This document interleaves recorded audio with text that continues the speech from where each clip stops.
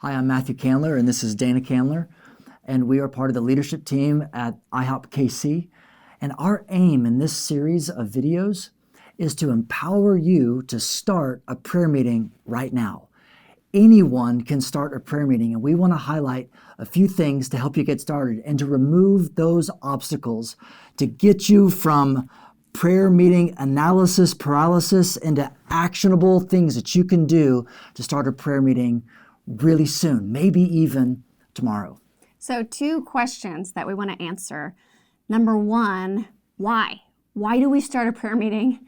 And number 2, what do we actually do in that prayer meeting?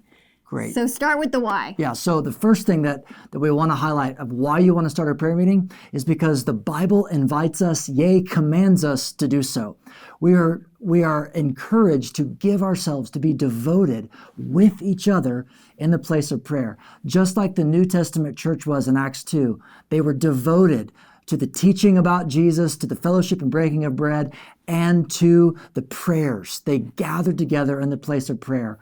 So that's the first reason. Yeah, a second reason is that prayer matters and moves God's heart. I mean, the glory of our partnership with God, that He hears our prayers and then moves at the sound of our voice, that partnership with Him. And then the fact that it moves His heart. Yes. Like He is never indifferent to the sound of our cry. He waits for us to lift our voice in intercession, crying out and partnering with Him with His purposes in the earth. Heaven and hell actually hang in the balance in prayer meetings. There are real things, and more happens when God's people gather together in the place of prayer. And I would say that the third reason why we want to start a prayer meeting is really simple, that we were made to do it with each other. We're a family that comes before the Father to bring His very promises, His word, and we take that word and we just speak it back to Him. And we were designed to need the strength of one another. In fact, we will go farther if we actually go in the place of prayer together. So that's the third critical reason why we want to start a prayer meeting. We'll actually sustain prayer, enjoy prayer, and stick with it longer and encounter more when we go together as a family. Yes, how we need each other. So the next question is, what do we do? Great question. Everyone asks, what do we do? We want to keep it real simple here, people. What we want to do in the place of prayer, I want to give you 7 words, 7 simple words, 3 simple things to do, summarized in 7 simple words. We want to pray biblical prayers with worship, with one another, Others. with others. There it is, with others. I was there saying, there's 7. Say it again. So we'll say it again. We want to pray biblical prayers with worship, with others. So there's 3 things. We want to bring the scriptures, specifically biblical prayers. That's the first thing we want to do in our prayer meetings. We want to pray from biblical prayers. It's powerful to pray the Bible, but there's something unique and important to unifying God's people around the glory of who He is and what He wants to do. The way that I've heard it said many times, it's like Jesus has signed the check of the prayers He's wanting to cash, but He's waiting for our signature on that check as well.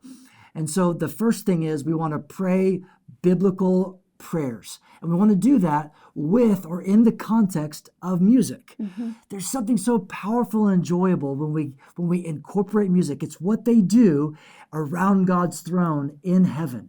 The prayers are mingled with the songs and the melodies and the worship songs that unify us around God's heart. And I think that's one of the things that's so important, is that the worshiping of the saints with one another actually aligns our hearts into the agreement with who God is in worship before then we begin to ask for what He wants to do. So it's a powerful unifying agent. So first, we pray biblical prayers. Second, we do it in context with music and worship. And then lastly, we do it with one another. Those are the 3 baseline common denominators that we encourage everyone to utilize and implement in the place of starting a prayer meeting. Now, you can absolutely pray without music or worship, but we encourage you to do so because more happens. there's powerful benefits when we do it according to heaven's model in that way. So we've answered a few questions here. We've answered why start a prayer meeting. We've looked at what do we do in it. Now the question is, how do we bring those three elements together? Matt, we have a very small group of people. We have a very short amount of time. We meet on campuses. We meet in homes. We meet in prayer meetings. We meet in the church basement. We don't have very much time. We don't have sound equipment. How do we do that? We don't know a worship leader. Well, that's what we're going to look at next, so stick around.